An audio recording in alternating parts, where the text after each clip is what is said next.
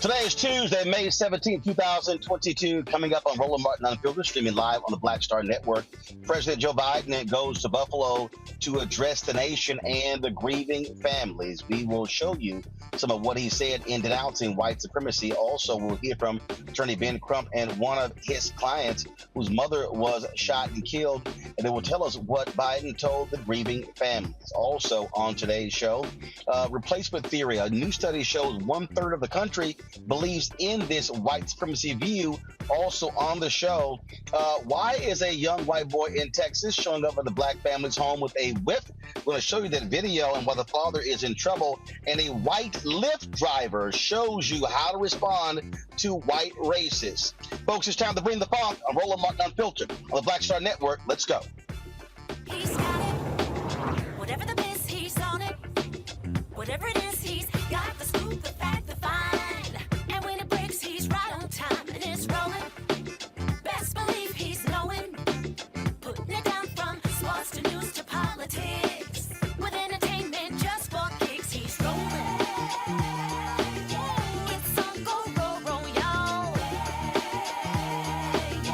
It's Roland Martin, yeah. Rolling with Roland now. He's funk, he's fresh, he's real, the best, you know he's Roland Martin now.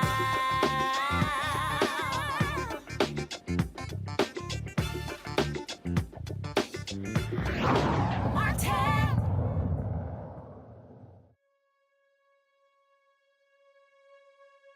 Joe Biden is back in Washington, D.C.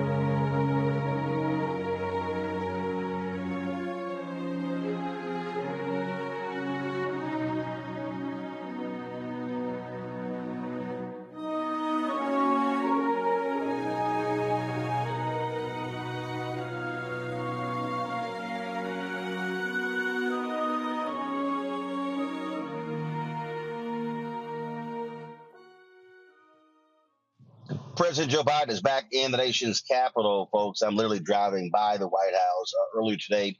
He was in Buffalo, addressing, first of all, showing his respect, paying respect to the grieving families of the 10 people shot and killed Saturday in the white domestic terror attack.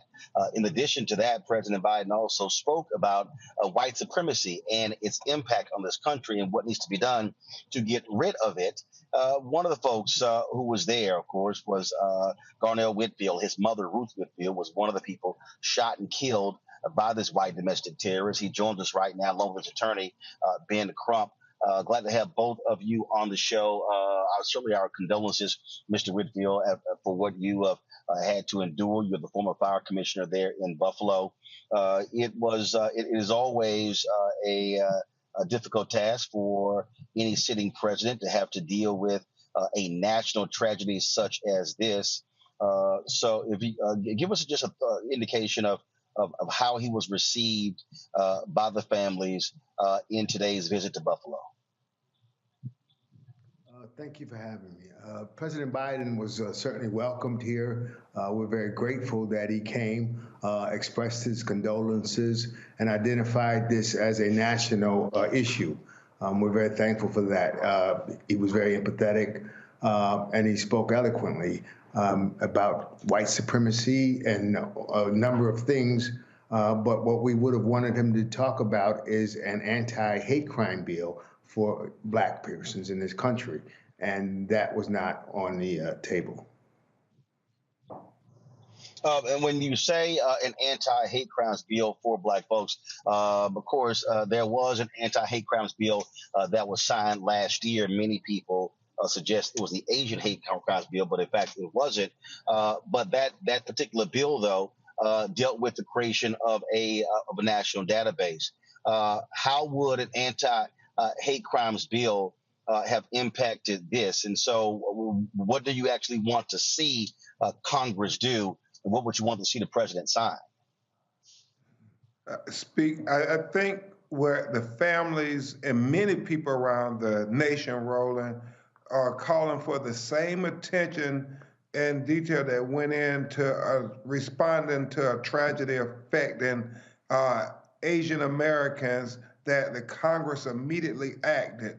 The hope would be that they would make an effort to say we're going to have a anti-black hate crime bill that would specifically say we're going to put a department, or we're going to put money into looking just at these white supremacist groups that are now starting to proliferate this race replacement theory and going to, I guess, target black people like Dylan Roof and like this young monster who said, my objective was to kill as many black people as I could.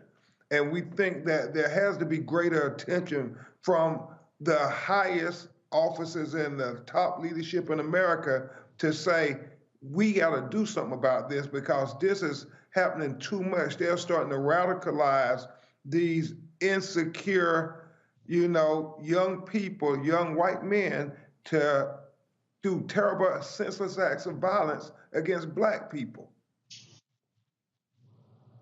But what you're describing in terms of those resources, that can actually be done without a bill by Congress. You literally can have a shift of resources. And when Trump was there, they actually took money out of the effort targeting white domestic terrorists and shifted towards Muslims. That was an action by that White House. And so this White House can do that. The reason I'm talking about the particular bill you talk about with Asians, many people, I've heard many African Americans call it an Asian anti-hate crime bill, but it actually wasn't. Asians were not even mentioned in it. That hate crime bill actually covered all folks. Really what it did was establish a database. And so again, in terms of allocation of resources, obviously to deal with this, what else do you want to see this president and Congress do as it relates to white domestic terrorism? You've had the FBI director who has testified numerous times before Congress that this is the greatest threat facing America, white domestic terrorism.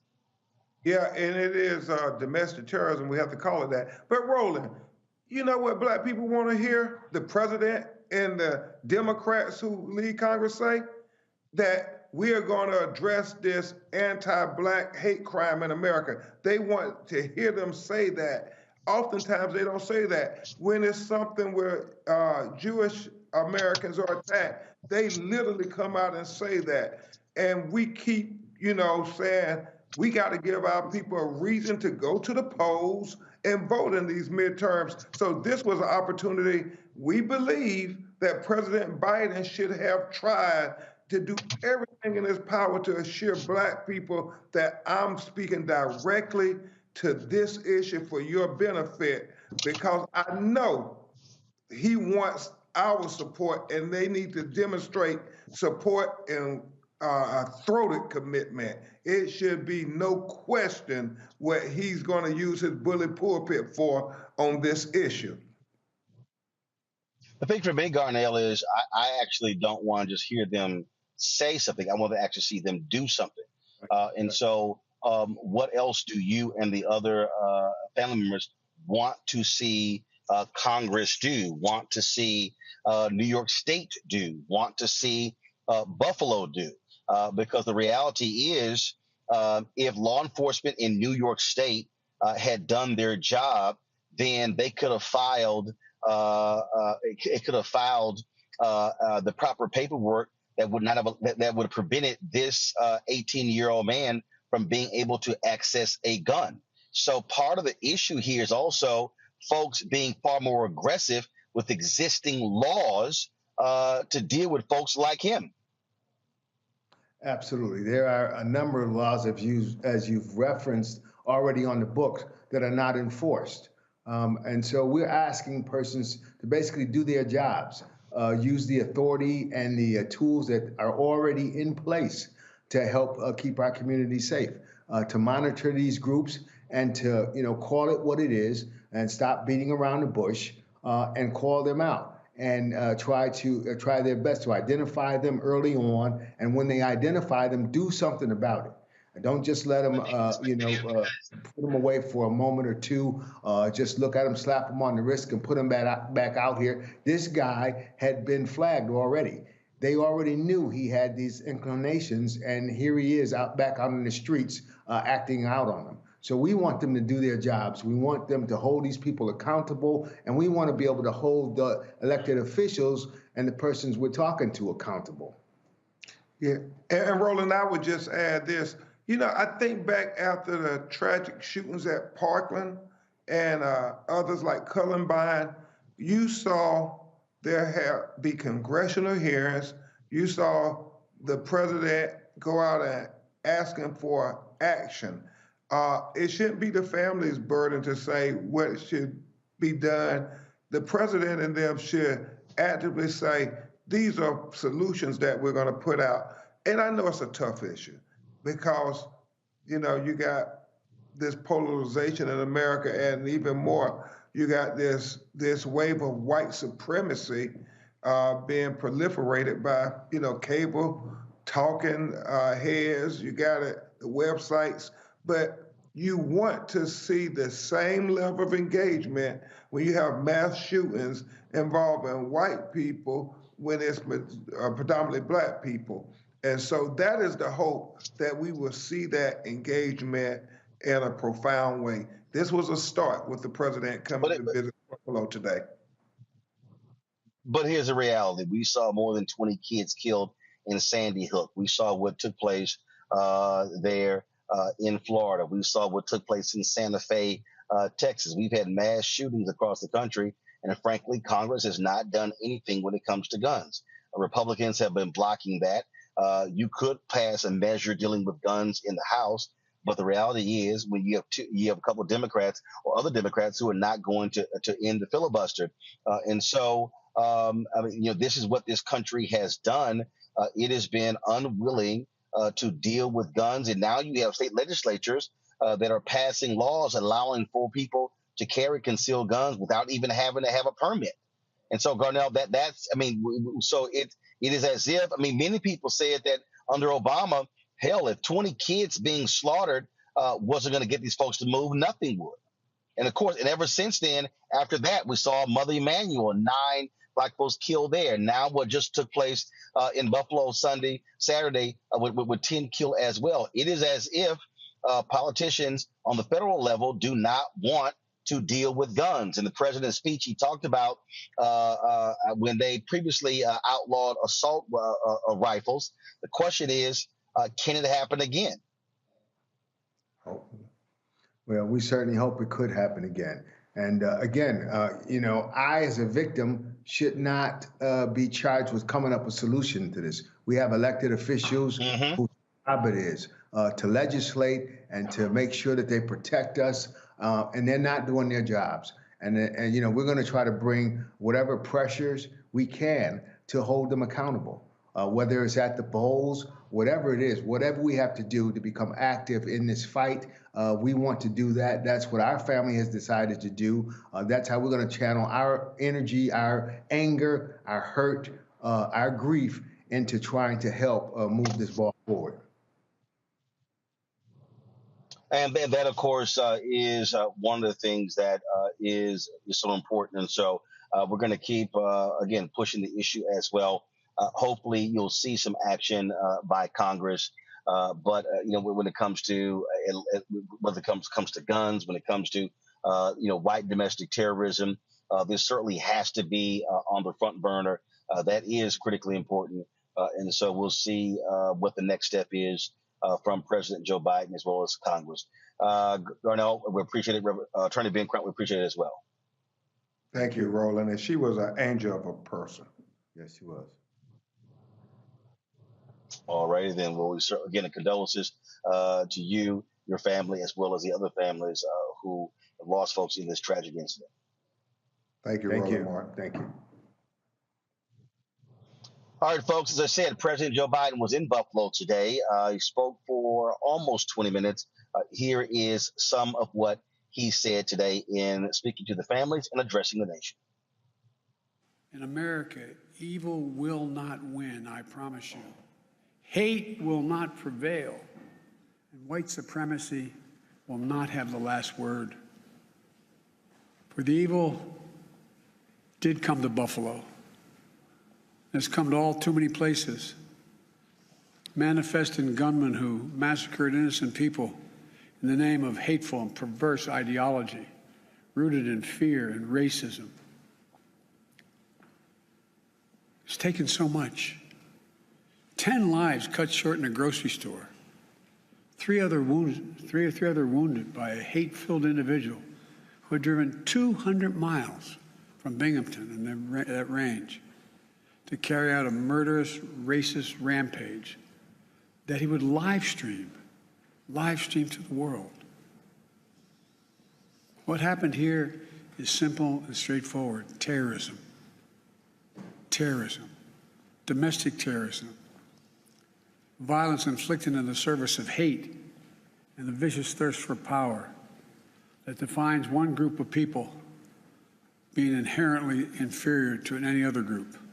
A hate that through the media and politics, the internet, has radicalized, angry, alienated, lost, and isolated individuals into falsely believing that they will be replaced, that's the word, replaced, by the other, by people who don't look like them, and who are therefore in a perverse ideology that they possess and being fed lesser beings. I and all of you reject the lie. I call on all Americans to reject the lie. And I condemn those who spread the lie for power, political gain, and for profit. That's what it is. We've now seen too many times the deadly and destructive violence this ideology unleashes. We heard the chants, "You will not replace us," in Charlottesville, Virginia. I wasn't going to run, as the senator knows, again for president. But when I saw those people coming out of the woods or the fields in Virginia, in Charlottesville, carrying torches, shouting, "You will not replace us," accompanied by white supremacists and carrying Nazi banners, that's when I said, no. And I, honest to God, those who know me, Chuck, I wasn't going to run for certain. But I was going to be darned if I was going to let anyway. I'll get going. Look, we've seen the mass shootings in Charleston, South Carolina, El Paso, Texas, and Pittsburgh, last year in Atlanta, this week in Dallas, Texas, and now in Buffalo, New York. White supremacy is a poison. It's a poison running through, it really is. Running through our body politic. And it's been allowed to fester and grow right in front of our eyes. No more. No more. We need to say as clearly and forcefully as we can that the ideology of white supremacy has no place in America. None.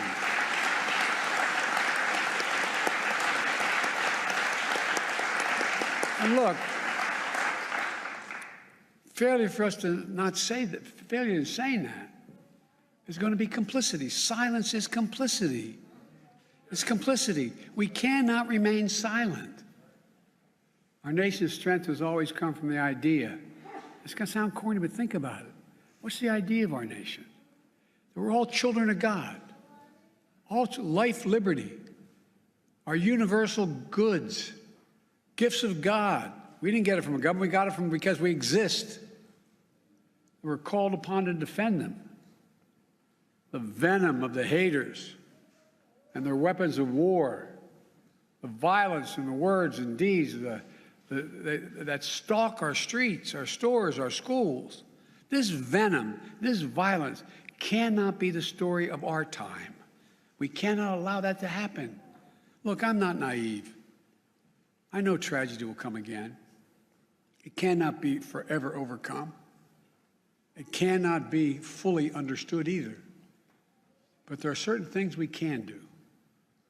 We can keep assault weapons off our streets. We've done it before. I did it when we passed the crime bill last time, and violence went down, shootings went down. You can't prevent people from being radicalized to violence, but we can address the relentless exploitation of the internet to recruit and mobilize terrorism. We just need to have the courage to do that, to stand up. Look, the American experiment in democracy is in a danger like it hasn't been in my lifetime. It's in danger this hour. Hate and fear are being given too much oxygen by those who pretend to love America, but who don't understand America. To confront the ideology of hate requires caring about all people, not making distinctions. Reverend, the scripture is seeing that we're all part of the divine. Love thy neighbor as thyself. That's the America I know, that Jill knows. And most deserve the most, look, we're the most multiracial, most dynamic nation in the history of the world. Now's the time for the people of all races, from every background, to speak up as a majority in America and reject white supremacy. These actions we've seen in these hate-filled attacks represent the views of a hate-filled minority. We can't allow them to distort America, the real America. We can't allow them to destroy the soul of the nation. As President of the United States, I travel the world all the time. And other nations ask me, heads of state in other countries, ask me, what's going on? What in God's name happened on January 6th? What happened in Buffalo? What happened? They ask.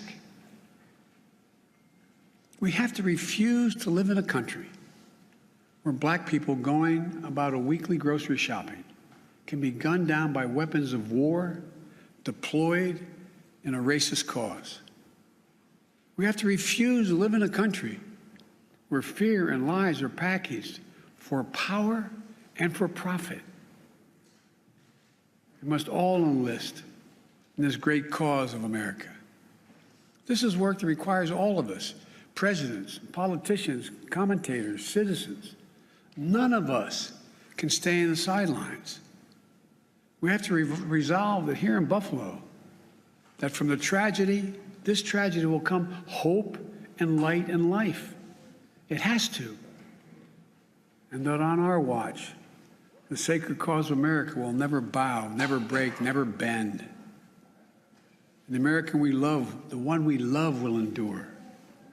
So to the families, from your pain, may we find purpose to live life worthy of the loved ones you lost. From a hymn based on the 91st Psalm that's sung in my church, may he raise you up on eagle's wings and bear you on the breath of dawn, make you to shine like the sun, and hold you in the palm of his hand. That's my wish for us. We can do this if we resolve to do it.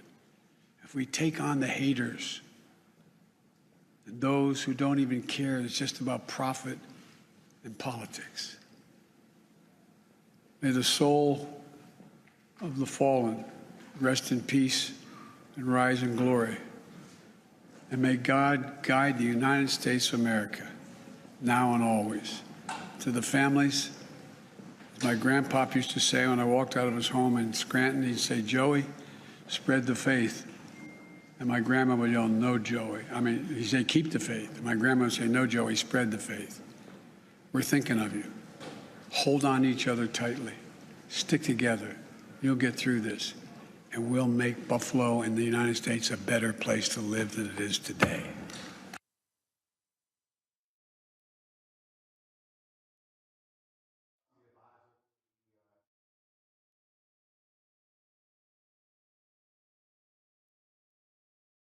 Stuff with Santiago Ali, former senior advisor for the EPA, Teresa Lundy, TML Communications, Amara Solomon Simmons, attorney, also co-founder of Justice for Greenwood. Let's, we talk about this speech. Obviously, people have been commenting on it, him calling out white supremacy. Mustafa, was that enough?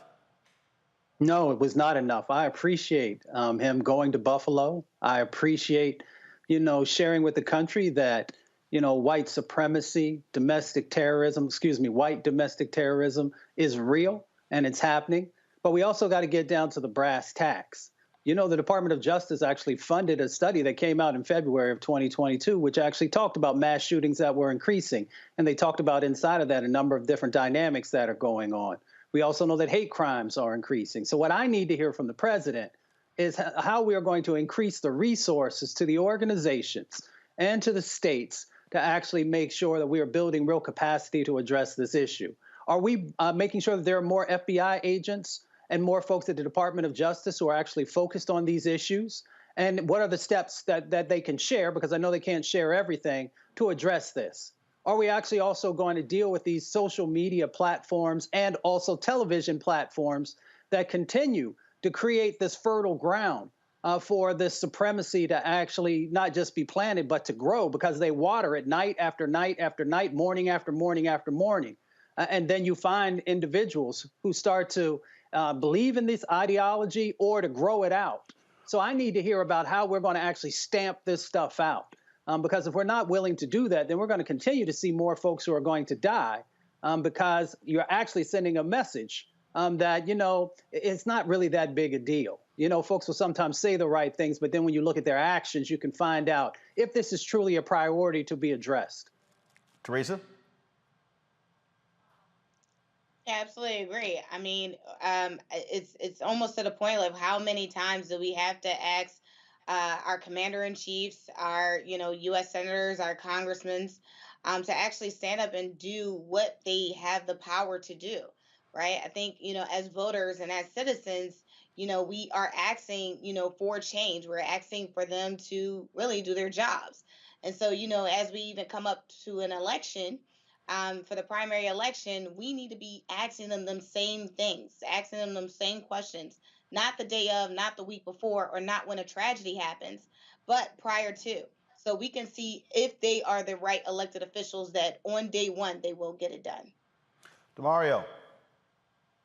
Completely disappointed. Last year, President Biden came down here to Tulsa. He gave a similar speech. Didn't move the needle. He didn't announce any particular policies or processes or resources, Mustafa has stated. He did the same thing here. It's performative. It's a waste of time. I want to hear him talk about doubling the DOJ's budget, as Mustafa talked about, to deal with these issues. I want to hear him call upon the congressional leaders to utilize the 14th Amendment to kick out of Congress those known white supremacists who are in Congress today. They have the power to do it. They refuse to do it. I want to hear him talk about actually going after Fox News and Tucker Carlson and those individuals. And I want to hear him stop saying that this is antithetical to the American democracy. This is what American democracy has always been about: the destruction, the terrorism, the killing, the maiming of Black people. Anti-Black racism is as American as anything else. We have to be honest about that. This speech is a complete disappointment. It means nothing. It didn't move the needle. No policies were provided. No resources provided. He could have just stayed in Washington, D.C. as far as I'm concerned. You talked about, first of all, he did mention, he did mention specifically media outlets or politicians or individuals who, when you talk about this whole issue of replacement theory, Senator Chuck Schumer did give a speech on the floor of the U.S. Senate today. In fact, sent a letter to the top officials at Fox News, specifically calling them out. This is what he had to say on the Senate floor. Right, MAGA Republicans argue that people of color and minority communities are somehow posing a threat to the American way of life. This is replacement theory in a nutshell. It is dangerous and a deeply anti-American worldview. It is poisoning minds, people's minds, who spend hours wandering the darkest wastelands of the internet. And let's be clear, it's a message that has also found a special home in several right-wing outlets and on one cable news channel in particular, Fox News. In a craven quest for viewers and ratings, organizations like Fox News have spent years perfecting the craft of stoking cultural grievance and political resentment that eerily mirrors the messages found in replacement theory. Fox's top political pundit, Tucker Carlson, has spewed rhetoric that echoes replacement theory at least 400 times on his show since 2016. This is a poison that's being spread by one of the largest news organizations in our country. If organizations like Fox News truly want to condemn this weekend's violence, they need to stop spreading ideas like replacement theory on their shows. We see, sadly, unfortunately, and on several, all too many occasions, what happens when these views are given a platform. Every single media pundit, every single elected politician, and indeed every single voice of influence in this country should band together to stomp views like replacement theory out of existence. That Tucker Carlson then invites Senator Schumer onto his show, but Mustafa Schumer says, "Nah, I'm good." He said, "Just stop talking about it." That's being specific. Can't hear you, Mustafa. Guys, what's going on? All right, Can go you hear ahead. me? Yeah, now we can hear you. Yeah, no, I appreciate Senator Schumer not going on to the show because there's no reason. You know, you got folks on like Fox News and some of these other outlets that continue to, they're almost like a pusher. You know what I'm saying? They continue to feed individuals this drug of racism. And they just, you know, why would you want to hang out with that type of situation? They're not interested in an honest conversation. They're not interested in exploring the policies and the increases in policy and expansion of policy that's necessary to protect Black people. So I wouldn't spend any time on that show either. Every time they call me, I say no, thank you, because there's nothing positive that's going to come out of there. But yet millions of people do watch every night, and they continue to get their fix. They get their fix of racism. They get their fix of white supremacy, and they get their fix of extremism. Can you imagine if we had a network that had Muslim brothers and sisters on there, you know, from other countries, you know, who were sharing certain things? They would shut it down. They would shut it down if Black folks were actually having a network that talked about the overthrow of the United States government and all these other types of negative actions that, you know, break democracy down, even though it has never been perfect. So folks have to make a decision. Are we going to allow this type of information, false information and misinformation to continue to be spread? And if you are, then we're going to continue to get these types of actions that happen that take Black lives away. And then, of course, there were also a couple of white folks who lost their life also, even though that wasn't the main focus of the killer. They were coming after our folks. So we just got to start having honest conversations about entities that no longer have a place in the 21st century America if we're truly going to be the America that everybody keeps talking about that we can be. I do think it is important, Teresa, to call people out specifically, call out specific politicians. And look, you know, Biden spoke in general, but if he doesn't want to do it, fine. Guess what? Pelosi needs to do it. Schumer needs to do it. That type of action needs to take place. You cannot make racists comfortable. You can't coddle them. You must go after them head on. Yeah, I mean, it's essentially the same messaging as cancel culture, right? I think so many times we've kind of gone through, you know, probably the pandemic has shown us the most opportunity that we could use with a hashtag on social media. So I think if there's enough voices, enough influence, and enough power that is circulating around this issue, that, you know, the removing of controversial speeches actually take place, then likely we can probably, you know, go back to, you know, some of the talking points that Joe Biden has said when he was in New York about unity and, you know, coming together. But half the battle is if we aren't unified in some of these statements, if we're not calling it out as we see it or as we are dealing with it, and if we keep allowing the program to just enhance itself. Listen, there's been polls that has been given to show, how influential of an influencer that Tucker Carlson is.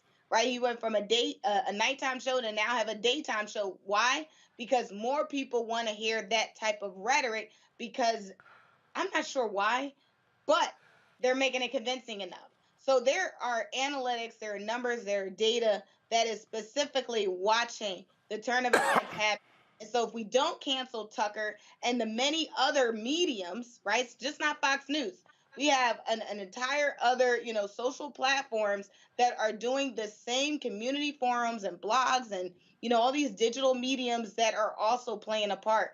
But again, the loudest of the voice is the one that that millions are watching. That a lot of backers, a lot of funding is behind it. DeMario, again, you got to call folks out, and you got to be specific in doing it, and it has to be consistent, specific and consistent. And it needs to come from the top. And yes, Schumer, Pelosi, it needs to come from President Biden. But here's the same man that last week was talking about he wished he could go back to a time when he was able to have lunch with segregationists. Here's the same man in the speech you just showed us said that this is the worst of American democracy that he can remember in his lifetime.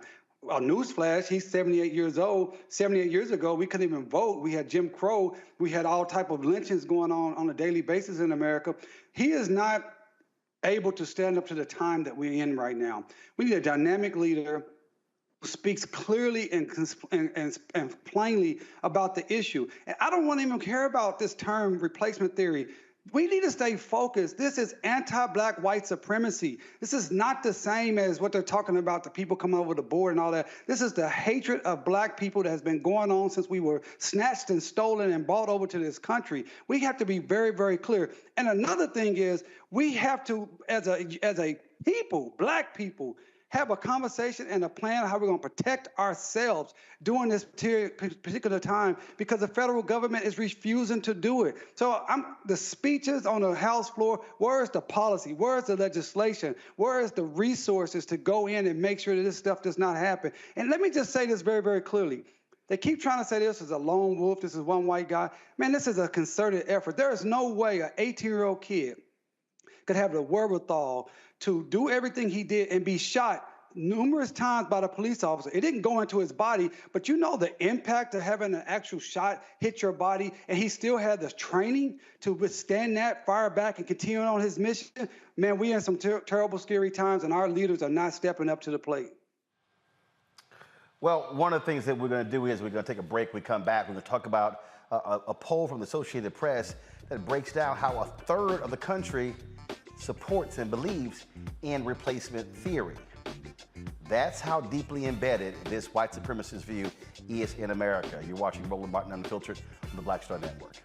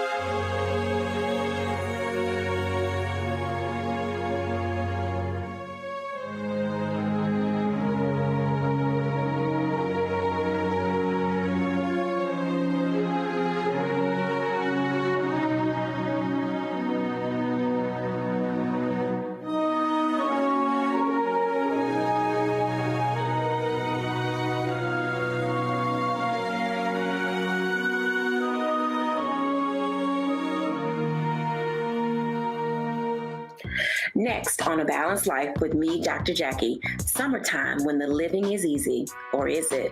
Summer vacations, class reunions, kids in summer camp, all fun, but stressful. You need to get into a summer mindset and have a plan. Oh yes, our panel gives us their favorite summer planning hacks. On a next A Balanced Life with Dr. Jackie here at Black Star Network. Pull up a chair, take your seat. The Black Tape with me, Dr. Greg Carr, here on the Black Star Network. Every week, we'll take a deeper dive into the world we're living in. Join the conversation only on the Black Star Network. Hi, I'm El DeBarge. Hey, yo, Peace World. What's going on? It's the Love King of R&B, Raheem Devon, and you're watching Roland Martin, Unfiltered.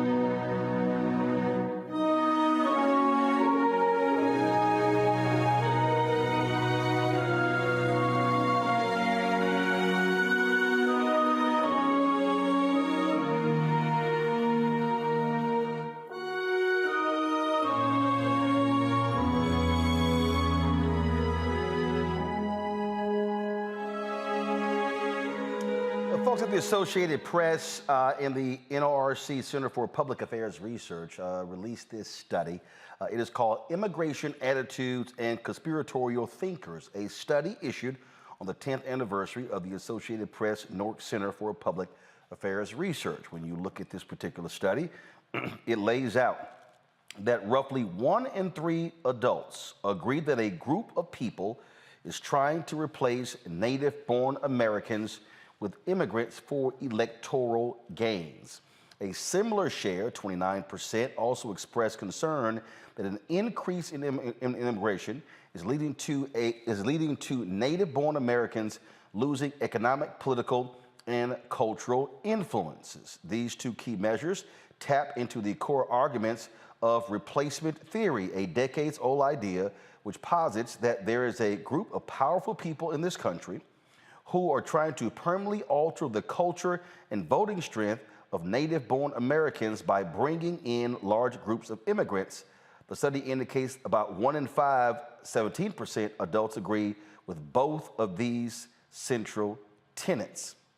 Most Americans cite a lack of economic opportunity, 93%, poverty, 92%, and violent crime, 91%, as motivating factors for why immigrants leave their country, while just 2/3 cite the impacts of climate change. Now, let's unpack that. When you talk about this 1/3, you're talking largely about the Republican Party. Now, what I find to be real interesting, Teresa, is these people calling themselves native-born Americans. Because if we really want to have a conversation about replacement theory, Native Americans were replaced by white Europeans. That's the absolute perfect example of replacement theory. Yeah, I love both sides of the aisle, and I think there is no both sides. That mean Native Americans were replaced, killed off by white folks from Europe. Right. So here's where I was going with it. Both sides, as in the talking points here. I think Republicans are very making a very concerted effort to try to have like a blend factor of what they feel is primarily the right terminology of how they want to blend with the culture, where they feel like, I feel like that I don't know. I just feel like their messaging is more so catered to, this, we are in this together, even though we dominated you in so many words. So it's kind of where I am on that. Okay, I'm still confused. So am I. I'm not, first, no, I'm confused with the answer. I'm not confused with what's going on here. What is fundamentally going on here are white folks are saying, this is ours, and we don't want nobody to take what's ours. And what I'm saying is, y'all white folks, you're visitors. You actually took this country from Native American people. That's what actually happened. So the very people who are complaining about immigrants are immigrants. That's why I find this to be utterly laughable, DeMario. They are immigrants. That's who they are. And they don't want to own up to that. And so what they're operating is from a position of, this is our country. Hell, if you really want to start breaking this thing down, okay, if you really want to start just really breaking the country down, a significant part of the southwestern United States was Mexico. If you want to talk about Louisiana and literally middle America, Louisiana Purchase, hell, that was France. If we really want to start talking about how the United States was conceived, so this idea of replacement theory, hell, the entire country was this whole country was replacement theory. It was built on replacement theory. It was completely destroying Native Americans to take it over. Sorry, I read a history book. I think that's what Teresa is saying. Go ahead, Teresa. Yeah, so I agree with that, but I also think we look at gentrification today, right? Gentrification today is if folks decide to, and again, I guess white people decide that they want to change an area and make it better, they are absolutely replacing, Black and brown people. But they don't call it replacement, they call it improvement. And so some of their talking points is this. Essentially, what is the song that they had to sing in elementary school? This land is our land. It's just like, it's not, going back to Christopher Columbus. Like we have so much American history that says, yes, we came here, we replaced it, and we've upgraded or we made our claim to it because you didn't realize what you had. And so I think Republicans make it very clear that, their talking point, not ours, their talking points is very clear that, we're not saying replacement didn't happen. We're just saying don't use that word. But No. Let's be clear. They don't even want to own up to actually what happened. No, their position is exactly what I have been saying, that scene from The Good Shepherd. That is, when he said, what do y'all have? The United States. The rest of y'all are just visiting. White Americans have this view that this ours. Right. This is their view, DeMario. We built this. When in fact, you didn't build it. You didn't build it. You actually stole it. That's what actually happened. You didn't build it. And so that's what you have. And so what they're now saying is, we built this and we don't want nobody else coming in, when the reality is, guess what? White people ain't having babies. And you cannot, and what we're discussing right now in the United States, Europe has been dealing with in the last 10 to 15 years, where European nations have not been happy at all with African immigration. Well, guess what? Italians, Germans, Irish, the French, y'all stop screwing. So your countries literally are diminishing because your population is diminishing. Anybody who understands basic math knows you cannot continue to have a country if you are dwindling in population. You actually have to have an influx of new people. White folks ain't about to start having 5, 8, 10 kids each to try to catch up. It ain't happening. So the future of America is going to be based upon immigration. Why? Because the past was based upon immigration. I think we're missing the point. This is not about replacement. This is not about babies. This is about power. And no. We're not missing the point. That's all a part of it. No, we ain't missing the point. But the numbers doesn't matter. White people have shown for the last 500 years throughout the nation, throughout the world, they don't mind being a numerical minority as long as they can maintain power. That's why everything that they're doing now is to enshrine minority rule. And that's why we got to stay focused on what is really happening here. It is white supremacy.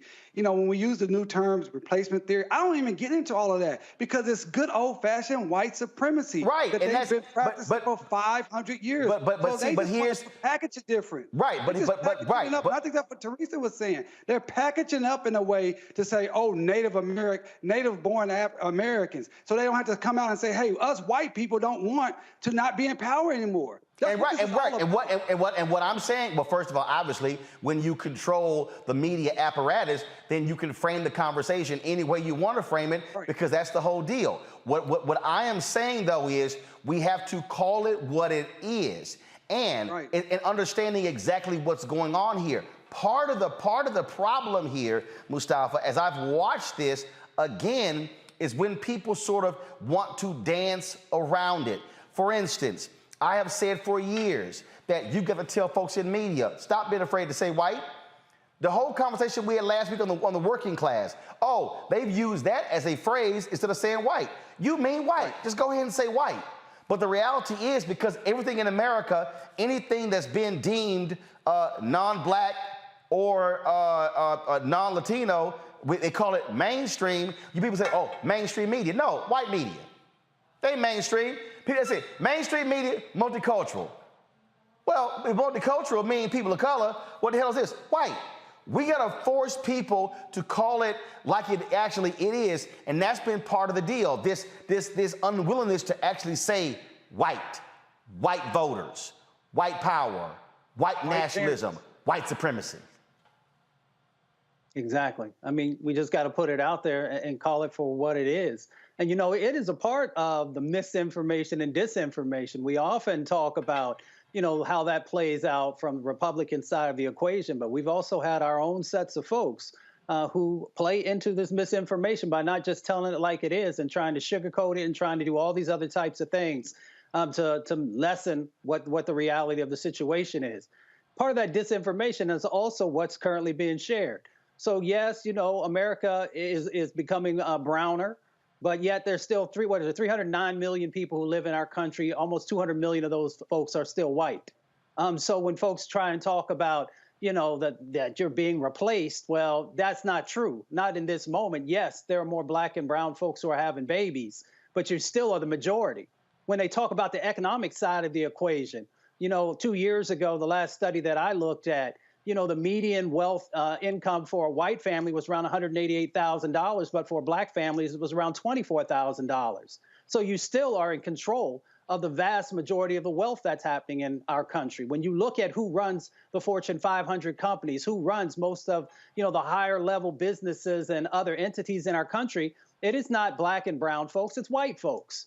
So you still control much of the narrative, you control much of the resources, and now you see that there's a changing of the guard, if you will, and some folks are getting nervous about that. My thing is, if you treated folks right from the beginning, you'd have nothing to fear whatsoever, because folks would remember that you are actually an ally, that you are a true brother or sister. So maybe folks are getting real nervous because they see how they've treated others in the past and are worried that folks might treat them that way in the future. But see, here's the deal. This is even not about you're still in the majority. They don't want to give up anything. Again, all you have to do is go back in American history. During the Reconstruction period, it was like, yeah, all right, we're going to pass these laws. Look, we ain't trying to give up nothing. They ain't trying to give up nothing. Then all of a sudden, when Mississippi, black people were re-elected in Mississippi. Constitutional Convention, 1890. Oh, hell no.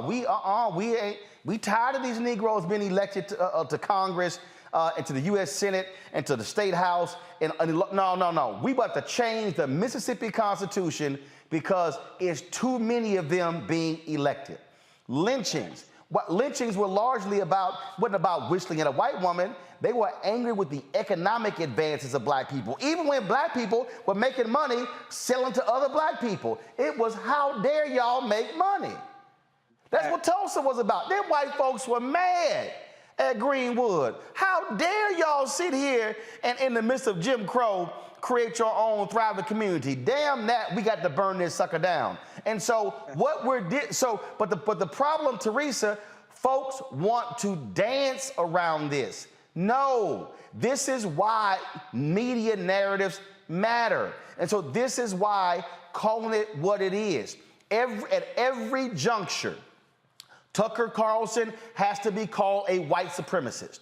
At every juncture, Fox News has to be called white nationalist network news. And what people should be doing, black people, okay, conscious white folks, Latinos, conscious white Latino, should be saying to any advertiser spending money on Fox News, how dare you support white supremacy? Not this whole, oh no, don't put the ads on Tucker's show. No, don't put the ads on the whole damn network. They should become pariahs. That's what should happen. But see, I'm not sure if folks really want to go that hard.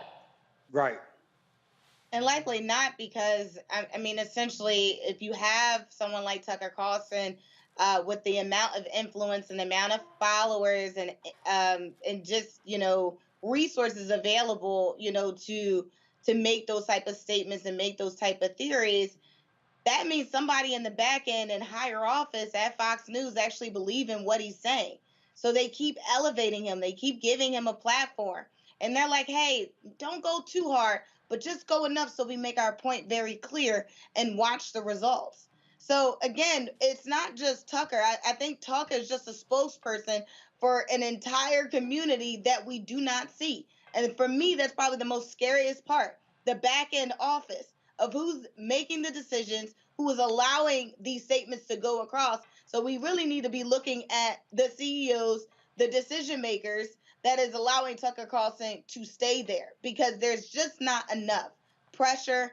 There's just not enough, just pressure all around that is making these executives change their decision to giving him 2 shows on a major mainstream. No, look, let's be real clear. I mean, the New York Times literally just laid that out in a very long piece, detailing how that show has become the top show, and they laid out in the article how executives at Fox News study the numbers minute by minute. They want to know exactly what people are watching. I'll tell you, DeMario, the reason I know this is the case, when I was at CNN, CNN executives would tell me, they would tell me why they wanted me on certain shows.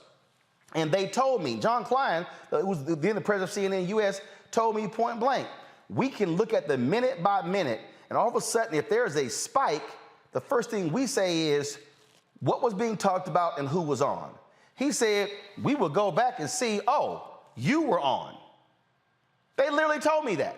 And so what Fox is doing, Fox is looking at the numbers. Oh, what is Tucker talking about? That's why the New York Times even broke down how on his show, they've even greatly decreased even having guests on the show, really focused on letting him run with monologues to break this whole thing down. That's what and here's the piece. This is not just Tucker Carlson, because he ain't that bright. Let's just be real clear. I mean, he's a trust fund baby. He ain't bright. And so this is a network that is actually earning billions because of white supremacy. Lachlan Murdoch, Rupert Murdoch. There's a board of directors at Fox as well. That's what you're dealing with here. And so you have to look at the entire apparatus. They also drive conservative media. So who picks up on this? Steve Bannon's of the world, OANN, Newsmax, all these other bloggers. The entire conservative media ecosystem, which then drives the conservative politics, which drives conservative philanthropy, is all driven based upon white supremacy. Absolutely. And, you know, what's a sad deal is pretty complicated because, as you stated, the companies that are funding by advertising dollars have lots of black people working there. They have, particularly the consumer companies, they're using our athletes and our entertainers to push their goods. And we're so intertwined into this system that it's very difficult for us to stand outside and really understand what are our unique, specific interests that need to be taken care of. So it's very difficult for people who have a big position, we call them exceptional Negroes, Roland, at these corporations and say, hey, make a decision. Say we're not going to actually provide any more advertising dollars to Fox News. It's very difficult. But again, I want to go back to our elected leaders. But hold on. Hold on, let me finish. Wait. The reason I don't want you to move off of that, because you left out something. What's that? Mustafa, do you have cable news? Yes, I do. Teresa, do you have cable news? Yes. Demario, do you have cable news? Through Sling, yes, I guess so. You're paying for Fox News. Automatically. Here's what people don't understand. More than 50% of a cable network's revenue comes from subscription fees. Every single month. So here's the deal. If Fox News is, let's see here. I'm going to pull it up here. I'm going to show you so you know. Let's see. How much does Fox News get per subscriber? That's why there's something called Unfox My Cable Box. Okay? Now we're not talking about people who are paying for Fox Nation, $5.99. What we're talking about is how much they're making. So this is a 2020 daily cost story. And what people don't understand is that Fox gets what's called carriage fees, meaning if Fox is in, let's say, 90 million homes. So here it is. This is Angela Caruso. This is a tweet that he actually sent out, and this is on March 30th, 2020. So this is what it says. MSNBC gets 33 cents per cable subscriber, okay?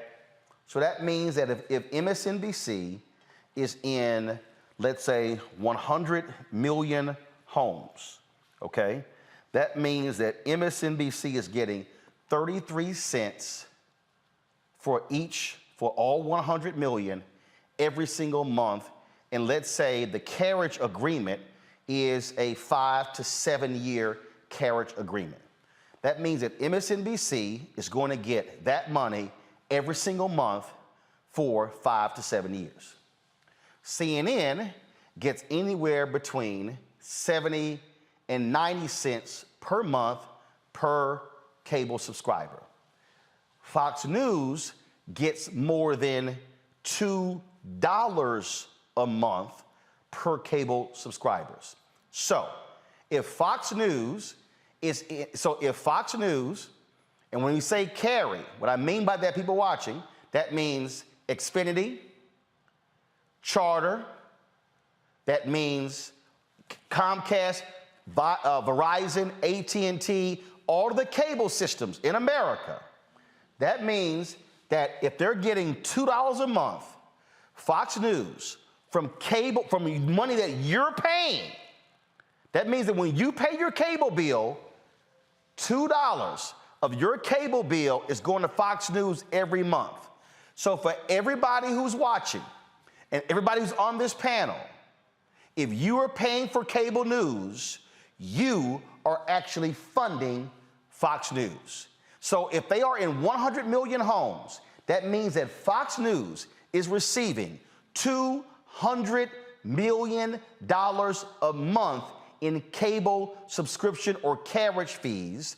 That means that they are receiving more than $1 billion a year.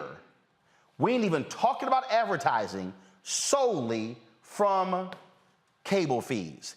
That's why there are people out there who are saying, unbundle cable, who are saying, I want to be able to drop Fox News from my system. That's why when DirecTV dropped OANN, they lost it and they got pissed off. Why? Because 90% of the revenue of right-wing, crazy, deranged OANN were derived from the cable, from the carriage fees AT&T were paying them by carrying them on DirecTV.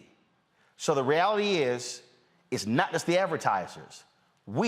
If you're paying for cable, you are funding Fox News. Now, DeMario, go ahead. Well, you just taught me something there. I don't have cable, so I'm glad I'm not paying. No. You actually do. If you check your system, if Fox News is on your Sling TV, the monthly fee that you pay, some of that money is going to Fox News.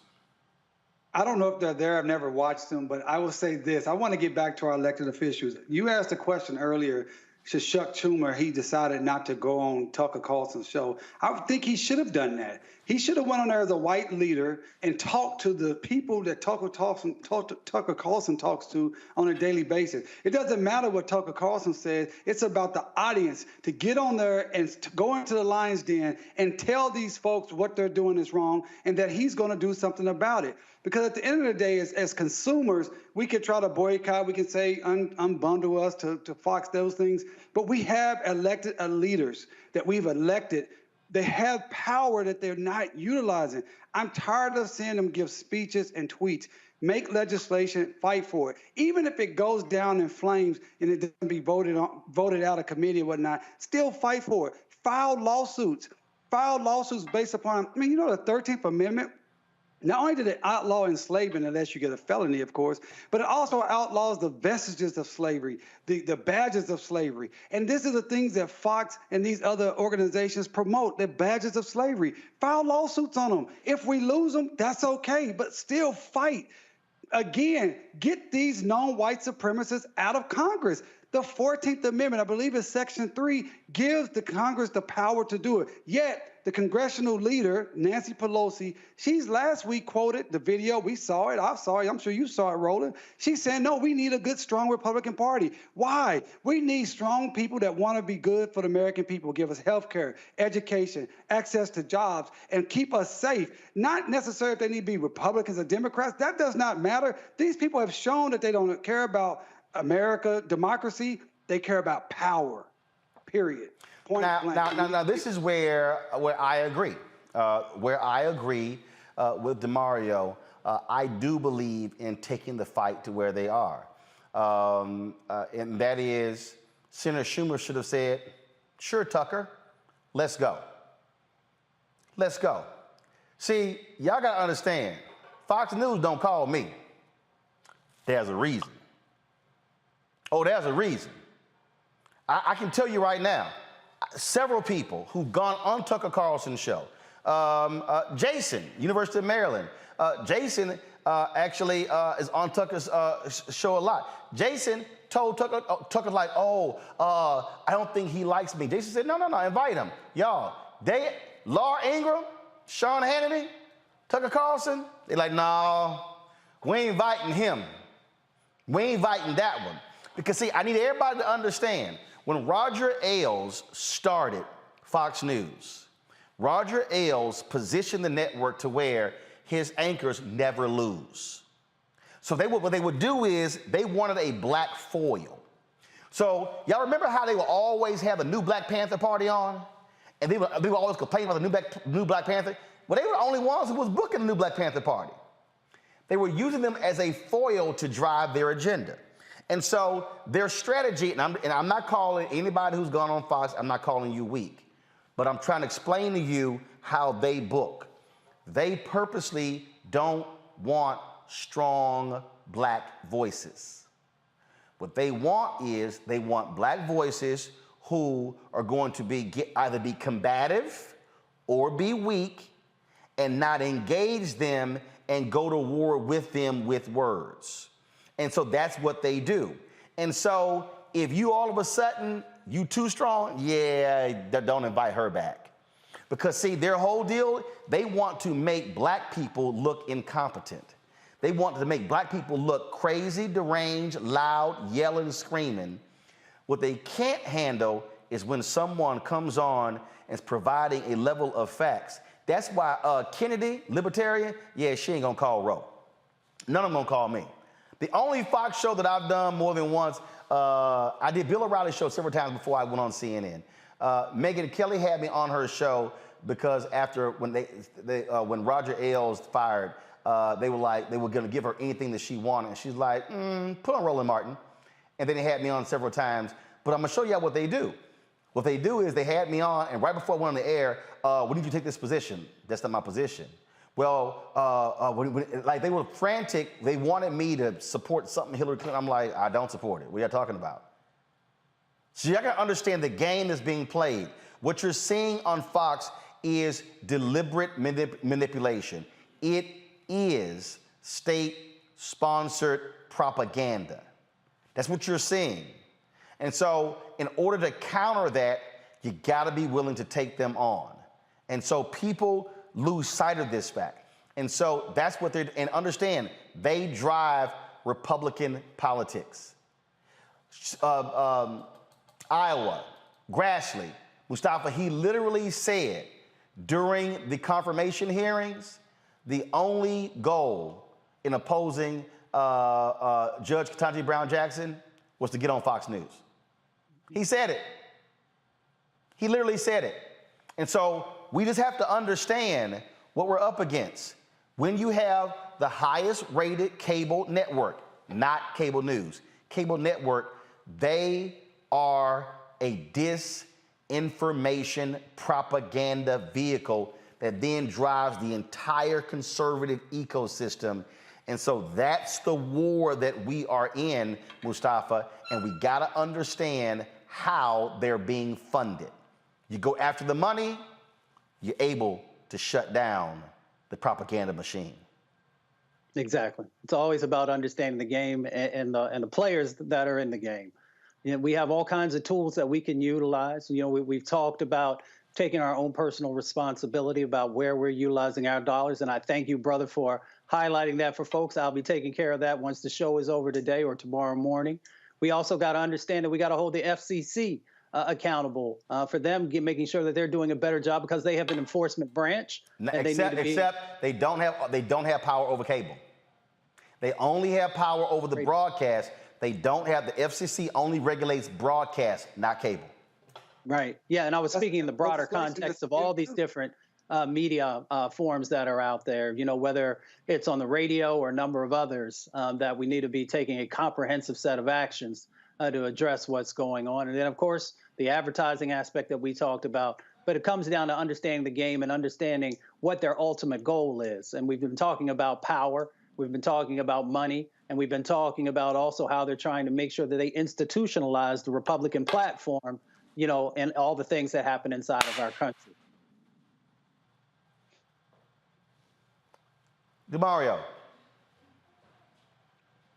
Well, again, I mean, I'm a broken record on this deal. We just got to use everything we can to push our elected leaders. I want to see civil rights organizations. I want to see black business organizations. I want to see black athletes putting pressure at the top. President Biden, he's the president of the United States of America. He came to Tulsa last year for the centennial. He made promises that have not been kept. He talked about hate, and hate can never win. But hate is winning right now because hate has always won in America. White supremacy has been reigning supreme. Only the times that we've beaten it back, we've been very specific when we had very strong leadership from the top. I always say this, that the greatest president to me in the history for black people was Lyndon Baines Johnson. And many reasons why he did what he did, but he was very clean, clear, and concise about what he was trying to do and the positions he took. We need that from the top. We need the president to call people out by name. We need the president to call upon the congressional leaders to get out, to kick out the white supremacists out of Congress. We need the president to, hey, if the FCC doesn't have the jurisdiction over cable news, then, hey, we need a bill for that. Let's utilize the tools that we have. We need the Department of Justice White Supremacy Task Force to have double their resources, triple their resources, sue these people out of existence. How can you have Confederate History Month? I mean, listen, this is ridiculous. We got Confederate History Months going on right now in Mississippi and Alabama, and no one is saying anything about that from a federal level. This is ridiculous. We are dying each and every day because we lose focus on these leaders and they refuse to do what they can do. Do what they can do. That is my mantra tonight. Well, again, I need our people to understand, you got to understand the battle that you are in the midst of if we're going to wage this war. And so that's what has to happen. And so this is why, and now people understand. And I really now hope people understand how I've walked through this thing, why I'm so adamant about fighting for advertising dollars for Black-owned media, why I'm so adamant about having independent Black-owned media. Because folks, look, y'all, this is what I've done since I was 14 years old, okay? There are athletes out there, they've been bouncing the basketball since they were a kid, and they're now in the NBA. Well, hell, it's the exact same thing. I've done nothing else since I was 14 years old. When you understand the media apparatus, when you understand the game, then you realize what's going on. This is why they are able to drive things. I mean, I'll give you a perfect example, just so y'all can understand why it's important to support this show. And I'm always calling out Mediaite because they do this all the time. They do this all the time. So if you go to their site, so this is gonna crack y'all up. So I'm on Mediaite right now. Okay, switch please. Okay, I'm on Mediaite right now. So this is their top story. Okay, so if you go down Mediaite, so they have all of these stories on their website. And so they have this story right down here that says, CNN reporter says white Americans have to come to terms with their racism. Okay, that's what they wrote. Now, I sent them a tweet and I said, wow, Mediaite, hell, we been said that. In fact, we said it last week. We said it Monday. We had 10 Ys on Friday and Monday. Really? Y'all just figured that out? Now, let me explain why I said that.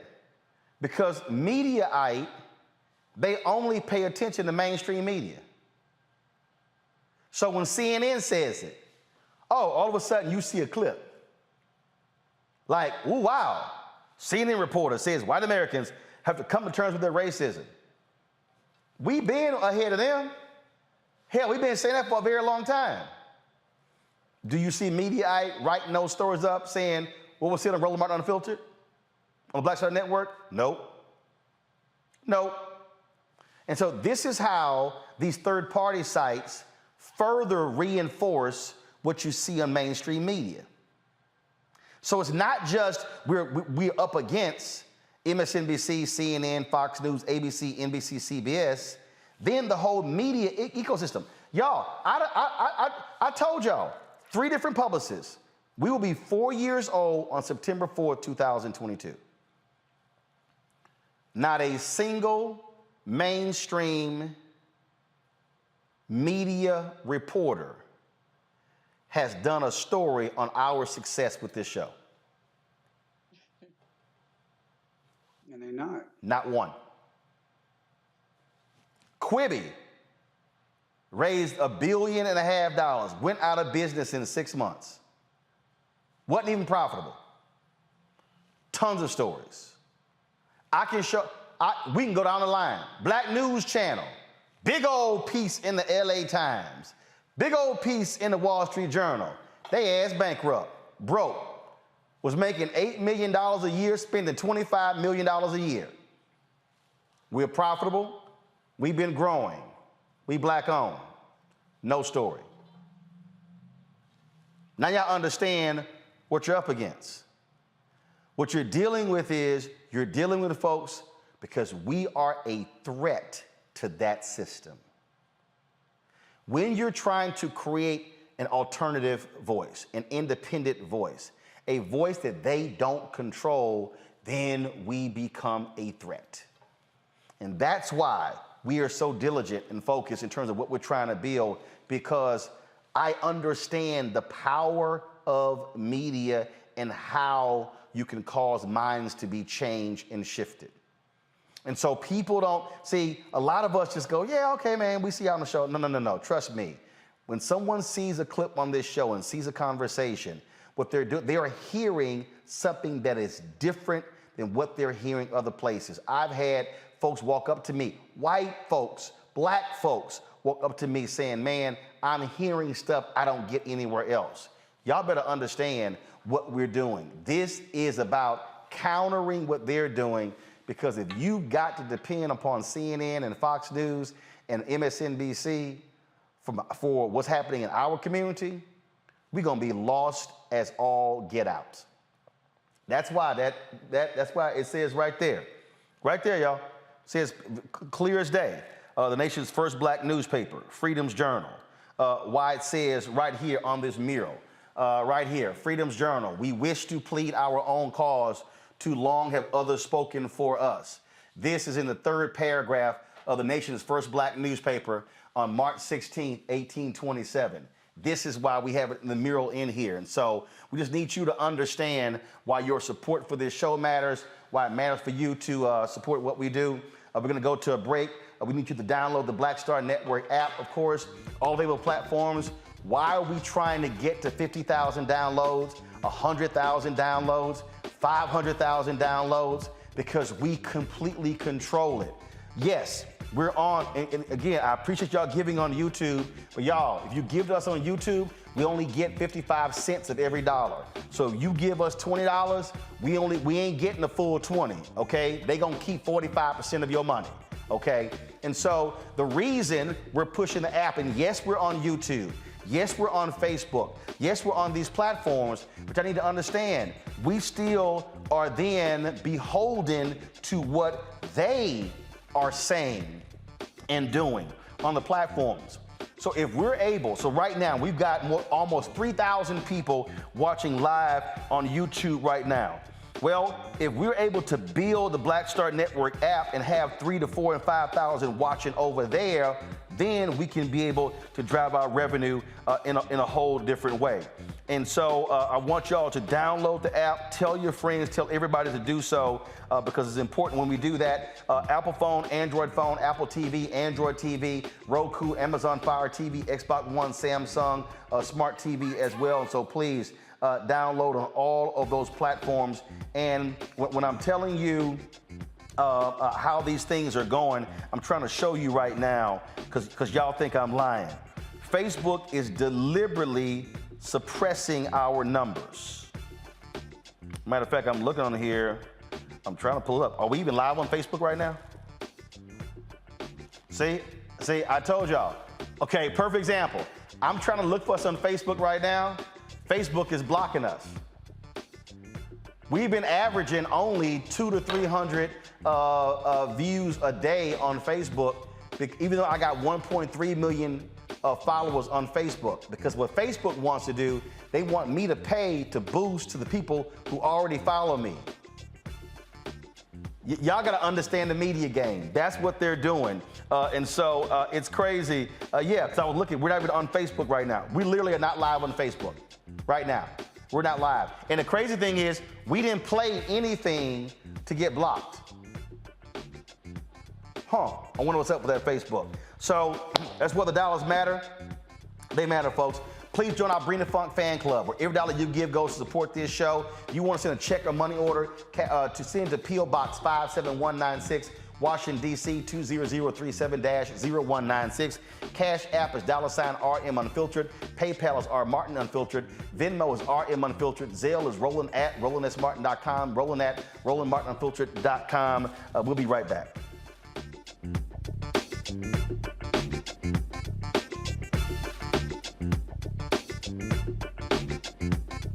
Why is it so hard to see Panther?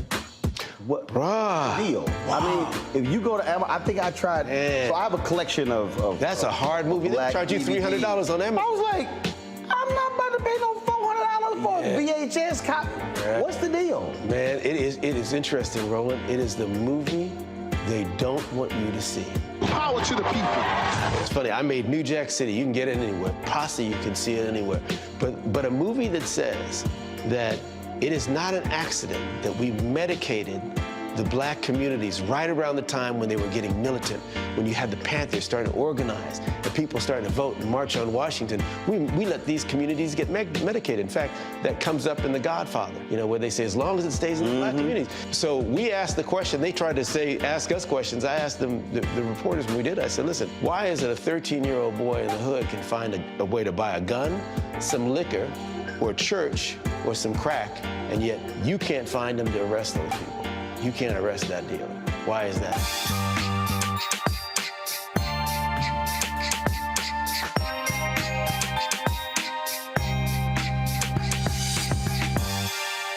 Hi, I'm Teresa Griffin. Hi, my name is LaToya Luckett, and you're watching Roland Martin Unfiltered.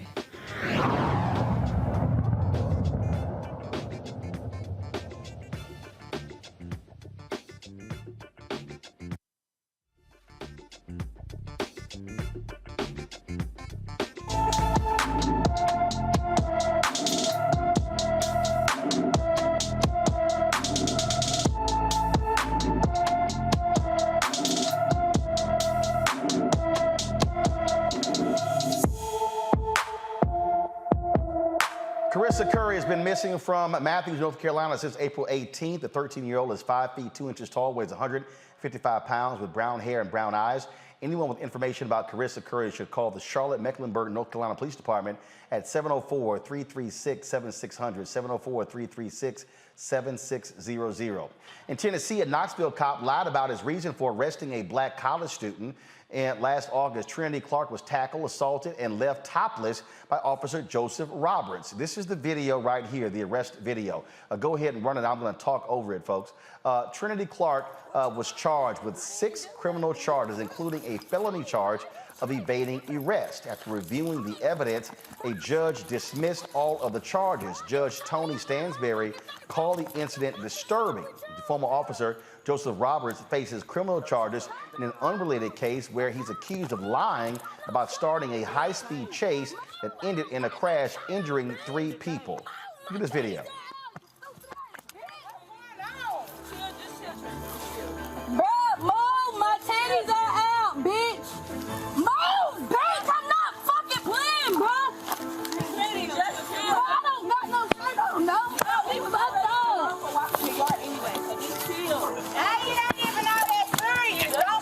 Exposing her breast, she was yelling to cover up, and again, this cop straight up lied, and the judge blasted him. Let's go to Louisiana, but 3 former Louisiana state troopers face excessive charges for beating a black man in 2020. Jacob Brown, Dakota DeMoss, and George Cam Harper are accused of beating Antonio Harris during a traffic stop. The ex-state troopers are on video slapping, punching, and kneeing Harris in his back, even though he was not resisting. The officers exchanged text messages saying Harris would have nightmares about the incident. Now they have nightmares, DeMario. Man, I'm telling you, Roland, I'm already in a real difficult headspace with the images from Buffalo and seeing that young lady being humiliated like that. Yeah, it's getting so overwhelming. And this is, again, why I've just continued to be a broken record on this deal. The DOJ, Department of Justice, need to be coming in on all these cases, filing charges, and prosecuting these people to the full extent of the law. Stop utilizing the excuse that we don't know if we can win. Stop utilizing the excuse that we don't want to get involved in state-based or state charges. Utilize the awesome power of the federal government. Look, Roland and Teresa and Mustafa, I'm tired of seeing billions of dollars and everything going over to Ukraine while our communities are under attack each and every day and nothing is being done. These politicians, the president on down, have the ability, the power to provide resources and policies and laws and enforcement mechanisms that could save our lives and make our lives better, and they're refusing to do it. We have to continually say that to them. Everybody, every civil rights leader, every athlete, everyone that's in this space pushing needs to have the same mantra. Utilize the power that you have to make our lives better. That officer in that police department should be placed under investigation by the DOJ and sued. The story, I read the story that you sent over, Roland. His superiors, which I see this all the time in my own practice, His superiors watched the video and they said, hey, that was within policy. You could have just used less bad language. So all of these people should be investigated and charged and sued and given the most maximum prosecutions possible.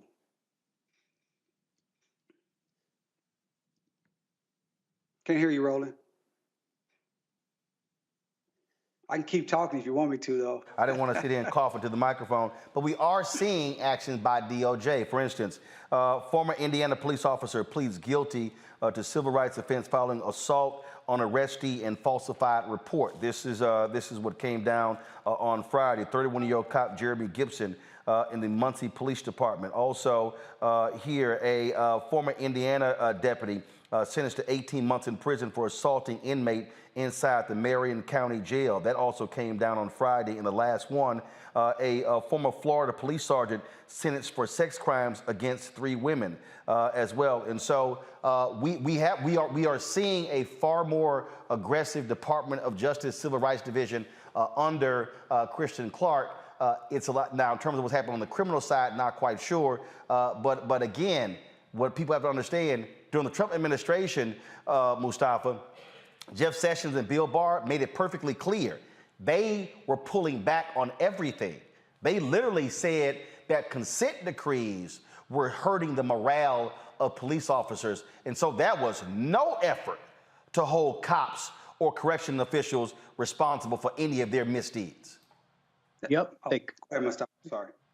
I was just going to say they cut resources and they also began to redefine policy, which plays out in the prioritization of many of these types of actions that we wanted to see happen. So this Department of Justice is doing a better job. But as DeMario said, we want to make sure that there's additional resources and staff and that the enormity of the job they already have, that they're being able to meet the demand that's out there. That's one side of the equation on the federal level.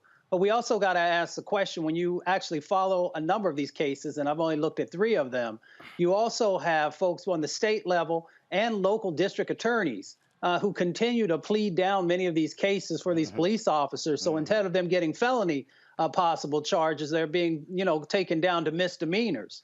And we also know that if you have a misdemeanor on your record, you may still be able to keep your job, or you might be able to go and get a job in another area, another county or another state. So we've got to really begin to unpack what's happening at the more local level as well.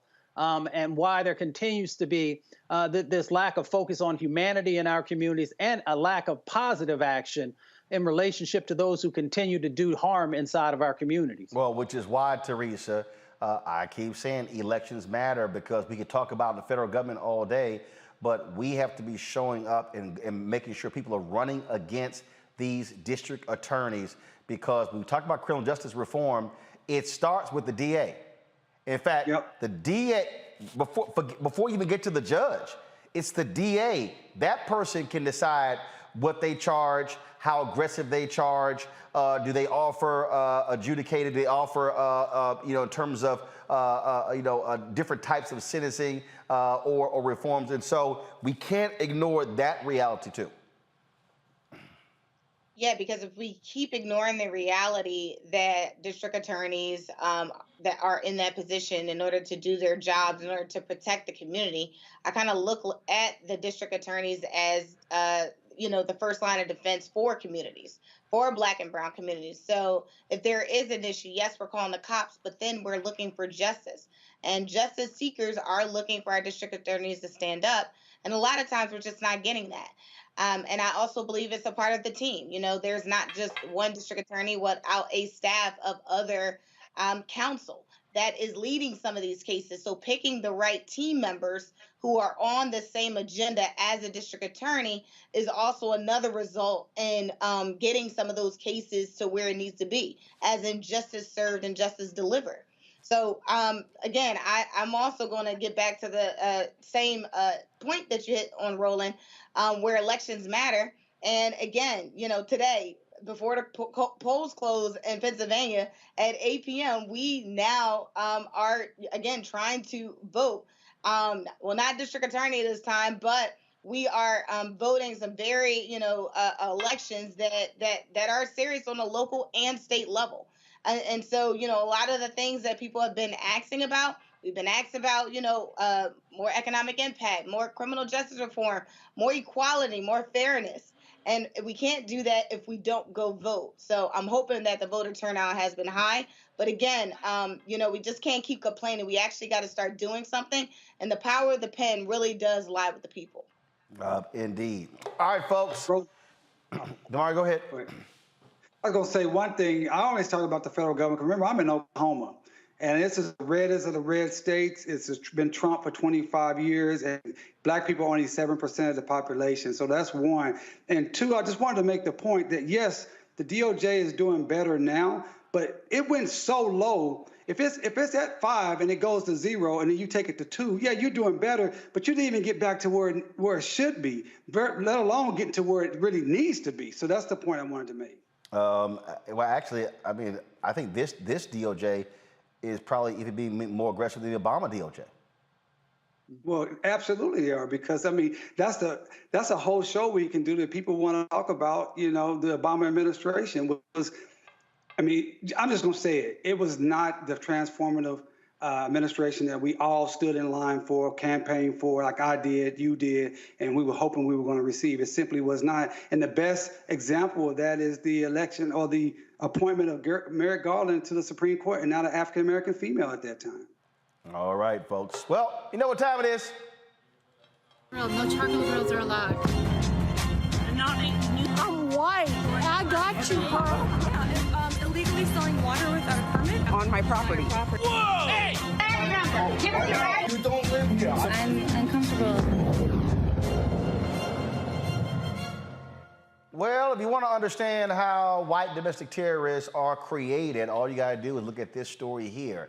A woman on Instagram named Carissa Nash posted this, quote, "This kid comes to my door with a whip looking for my 9-year-old daughter, then puts a big-ass scratch on our Audi. The police came out and tells us it'll work itself out since he's moving soon. So when my husband got home, we went to talk to him about the damages done to our vehicle. The dad tells the son to say he's not there. A couple of minutes later, he finally comes to the door with a gun. He almost shot himself and his daughter standing behind him, SMH. Here's the video.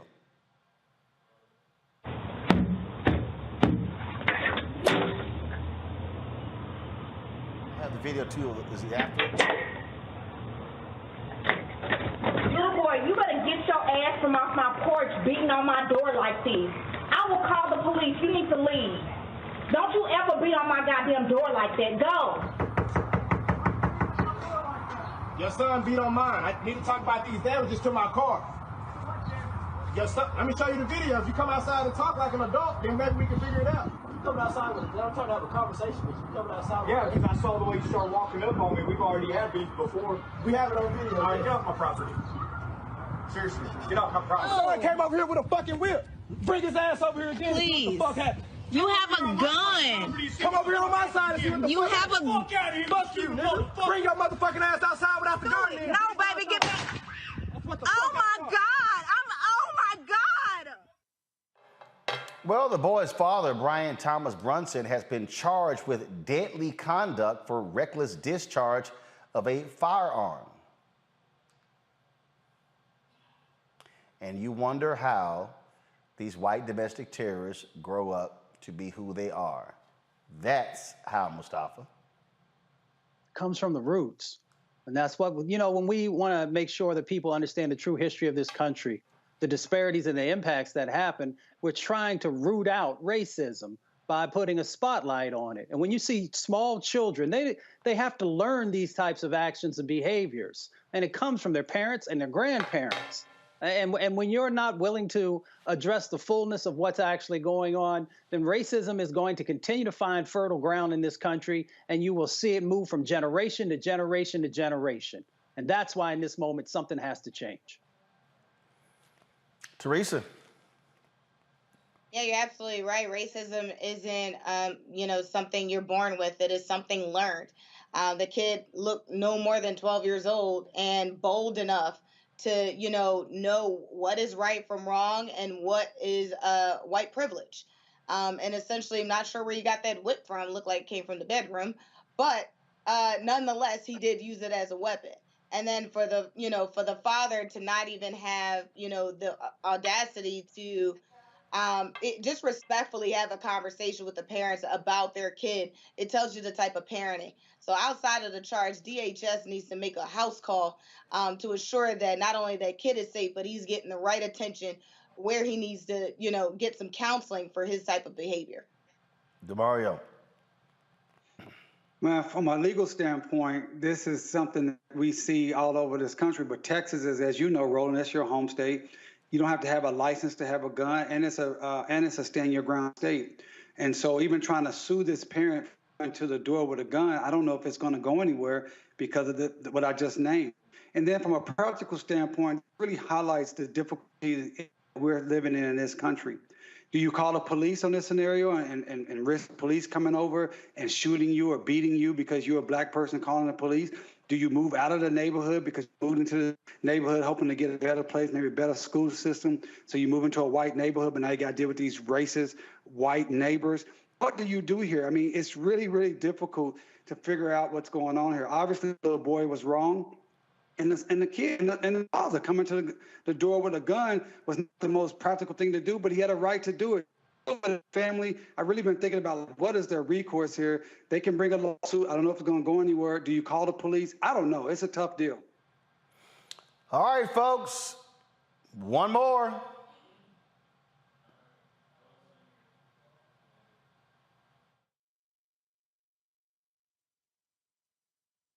No charcoal grills are allowed. I'm white. I got you, bro. Illegally selling water without a permit On my property. Whoa! Hey! Give us your right. You don't live here. I'm uncomfortable. All right, then. If you want to know how to respond to white racists and you're white, this is how.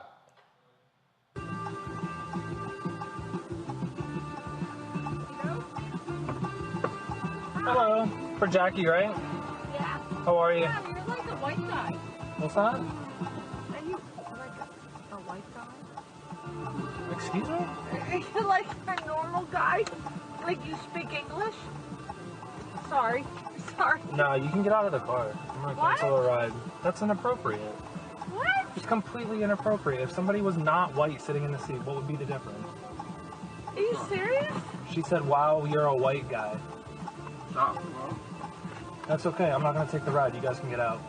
Really? Yeah, completely inappropriate. Oh, you're a fucking asshole. It's all on You're camera, a piece man. of shit. It's all on I camera. should punch you in the fucking face. You're gonna threaten me? Yeah, Assault? yeah, fuck you. Wow. Because you guys are racist fucks. You're a fucking asshole. Yeah. Fucking nigger lover. Fuck you. Get the fuck out of here. No, I'm calling the cops on you, man. Go ahead. It's all on camera. It's all on camera. Big deal. You guys own the place. Is it your place? Get the fuck out. That's great. Everyone's gonna know. Fossil's last stand for black people, right? Get going. Yeah. Fuck off, you. That driver is James Bode. People have been praising him all across the country. And the bar owner, they've been lighting them up, folks. The bar owner is owned by a Jackie Harford. They have shut down their website and their Facebook page, and she's deleted her personal page. Folks have been filling up reviews regarding this bar, and they have been exposed for being the racists that they are. Teresa, if you're white, that's how you're supposed to respond to racism in America. Absolutely. One of the messages I got from it was, just even the interaction, like, oh, wait, the driver's white. Like, he's not supposed to be white and a driver, right? He's supposed to be someone of color that is in that position, because it's like maybe a below position. So I got that theme out. But again, again, people are listening. White people are listening, and they're taking action, and I love it. This is the type of action that gets you invited to the cookout. But I think more so it's about the humanity of it. It's about, racism, calling it out as you see it and catching it on camera. So well done. The bar's name is Fossil's Last Stand, Mustafa. folks have been going to the Yelp page, giving them a bunch of 1 stars. They've gotten so many responses. Yelp, frankly, stopped people from being able to post. And Yelp said the business recently received increased public attention, resulting in an influx of people posting their views to this page. So we have temporarily disabled the ability to post here as we work to investigate the content. The site said in a public attention alert, while racism has no place on Yelp and we unequivocally reject racism or discrimination in any form, all reviews on Yelp must reflect an actual firsthand consumer experience. They are being swarmed and they earned it. I always say, if you truly want to hurt racists, hit them in the pocket. There are other actions, of course, but when you hit folks in the pocket, that's when you get their attention.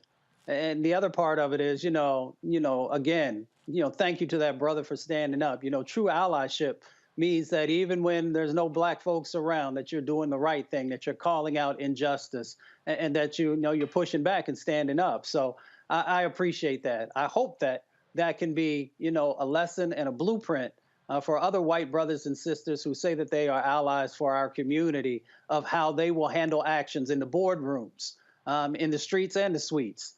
And we'll see if we have more folks who are actually doing that, then things will begin to change. I'm trying to pull up this tweet here.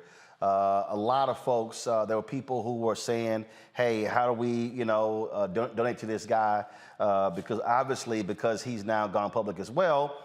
A little hard for him to also drive and just having some issues here. Let me just go ahead and read it. He said, guys, the donations, while I did use some of it wisely to get a solid financial foothold while I transition to a new line of work, I would like to donate the rest in future donations to a cause representing the victims of discrimination. I will do my research and decide accordingly. And because, in fact, early on when people were responding, first of all, I think he's added about 40,000 plus followers in the last 48 hours since the story went public. And then I'm looking at one of the tweets, because earlier when they first started, he basically said, hey folks, this is what you're supposed to do. This is how you're supposed to respond to Mario. Yeah, I mean, again, this is what we've been talking about all day. When you use the power that you have. The power that he had was say, no, I'm not going to allow you to ride in my car. And he used that power. That's what we want our elected officials to do. That's what we want our leaders to do. Use the power that you have.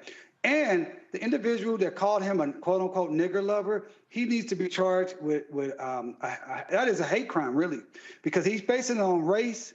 And he threatened him with assault. And that is really deadly words to call a white person a nigger lover. We know what that means. We know many white allies have been killed, have been beaten because they were, quote unquote, a nigger lover. So I'm so glad that was on video. I appreciate that brother showing what it means to be a real ally. And I hope President Biden and Representative Nancy Pelosi and all other congressional leaders can look at that, because we know what allyship really looks like. It looks like that video.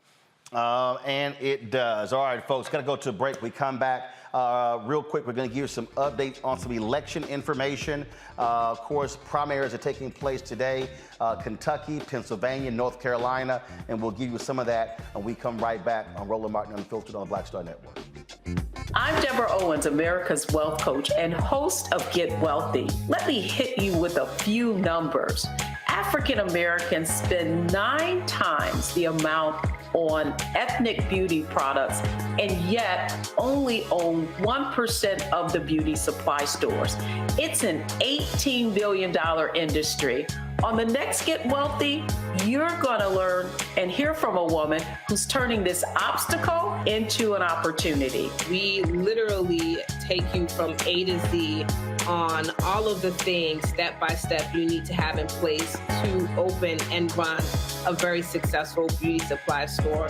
That's right here with me, Deborah Owens, host of Get Wealthy, only on Black Star Network.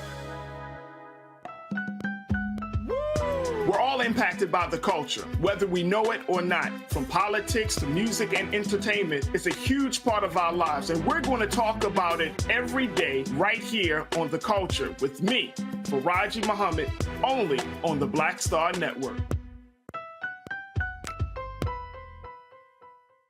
Ha ha ha ha. Hey, I'm Antonique Smith. What up, Lana Well, and you are watching Roland Martin Unfiltered.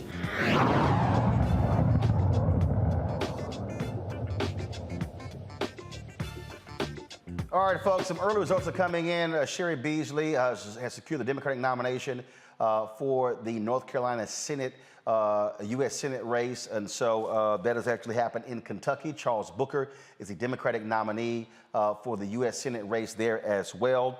We are waiting to see who is going to win the Democratic nomination for the United States Senate there in Pennsylvania. Lieutenant Governor John Fetterman has been leading in the polls. He's had some significant health issues, announced a stroke on Friday, and they announced today that a pacemaker and defibrillator were being installed in him today. And so that's what's going on there. You also have, on the Republican side, Kathy Barnett, who is a Republican. The Republicans have been going after her big time. They're afraid to death because she's been going up in the numbers and is opposing, of course, Dr. Oz, who Donald Trump endorsed. And so we're looking at this race, a number of these different races. One of the races we're also looking at, Erica Smith, who is trying to get the nomination when it comes to for the position vacating by, of course, G.K. Butterfield, and so we're looking at that race as well. Also, early returns, Madison Cawthorn down 11 points in early returns. That's, of course, the crazy, deranged Republican who has been acting a fool, and so we're watching that race as well. So there's a lot of different races we're watching. We're going to have a full report for you folks tomorrow right here on Roland Martin Unfiltered, unpacking all these different races. You're there in Pennsylvania, Teresa. What are you seeing? What are you hearing? Yeah, you know what? It's been a very interesting time. Like I've probably have been just so grounded with some of the folks that are working on some of these campaigns for U.S. Senate. Philadelphia, especially Pittsburgh, is I was not even a battleground state, but we are the highest population right now in terms of getting votes. So, you know, everybody's kind of just been encouraged people to get out the vote. They've been pushing the mail-in ballots. But it does look like Fetterman will come out on top. You know, I know he's had some health issues, but he's been polling great. His folks are still on the ground while he's, you know, been underneath in the hospital, but it looks good. And yes, folks are really, you know, nervous about Kathy Barnett.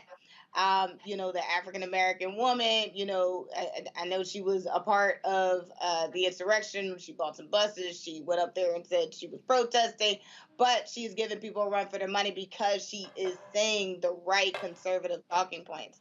So I think those two are really something to look at. And of course, we have a whole bunch of statewide races with a whole lot of Working Families Party and progressives.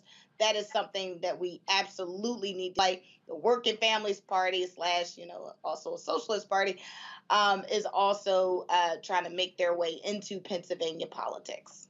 And good. So, go ahead, Mario. I said good. We need more parties, and socialism is not a bad word. We've gotten so tied up in this whole system of governance that have enslaved us, brutalized us, exploited us for 500 years. We need something new, period. Mustafa, final comment. We just got to pay attention to these races. They're incredibly important. You know, Pennsylvania is one of those bellwether states, and a lot is actually hanging on that when we come around to, you know, both this midterm and then the general election. So these individuals that are going to be in office will have the ability to frame out lots of the directions that will happen in 2024. So we just got to pay attention. We got to stay engaged if we live in Pennsylvania. Call your family if they live in Pennsylvania. Make sure the folks are voting and make sure the folks are registered as we move toward the general. Indeed. All right, folks. Also, last story here. Some good news. The Gulf Coast Athletic Conference has named its first black woman commissioner. Dr. Kiki Baker Barnes spent 16 years as Dillard University's athletic director and women's basketball coach. There, she helped the athletics department recover after Hurricane Katrina, established 3 new sports teams, and began an athletic endowment scholarship. She'll begin her role at the end of this academic year. So certainly congratulations to her. All right, folks, that is it for us. Demario, Teresa, Mustafa, I certainly appreciate it. Thank you so very much. Folks, tomorrow I will be broadcasting from Cedar Hill, Texas. I'll be broadcasting there. I'm actually moderating a town hall forum with Jasmine Crockett, who is running to replace, to fill the position of Eddie Bernice Johnson. It's Congresswoman Eddie Bernice Johnson. It's a runoff taking place there between her and Jane Hamilton. I'll be doing the town hall tomorrow. Jane Hamilton will be on Thursday's show, so look forward to that. And of course, on Friday, I will be in Houston presenting two of the scholarships that I funded at my high school, Jack Yates High School. And so look forward to that. So I will be in Texas for the next 3 days. Looking forward to going back home. It's always good to be home. Folks, don't forget, if you want to support what we do, please do so. Download our Black Star Network app. It's important for us. Our goal is to hit 50,000 downloads and then hit 100,000. You can download to your Apple phone, Android phone, Apple TV, Android TV, Roku, Amazon Fire TV, Xbox One, Samsung Smart TV. We also want you to support us in what we do. Trust me, your dollars make it possible for us to be able to cover the stories all across this country. It matters for us to be able to pay our staff, for us to be able to do the shows that we're doing. Hope you are enjoying the shows by Faraji Muhammad, Deborah Owens, Reverend Dr. Jackie Hood Martin, Dr. Greg Carr on the Black Star Network. We got some other shows that are lined up as well. So in order to support us in what we do, please, P.O. Box 57196, Washington, D.C., 20037-0196. The Cash App is $RM Unfiltered. PayPal is R Martin Unfiltered. Venmo is RM Unfiltered. Zelle is Roland at RolandSMartin.com. Roland at RolandMartinUnfiltered.com. Again, so that's if you want to support us, please, that's how you do so. That's our only Cash App, only PayPal, Venmo, and Zelle. If you want to use a credit card, simply go to RolandMartinUnfiltered.com and you can use the Square app to be able to process your credit card as well. Folks, that's it. Thank you so very much. I'll see you guys from Texas tomorrow. Holla!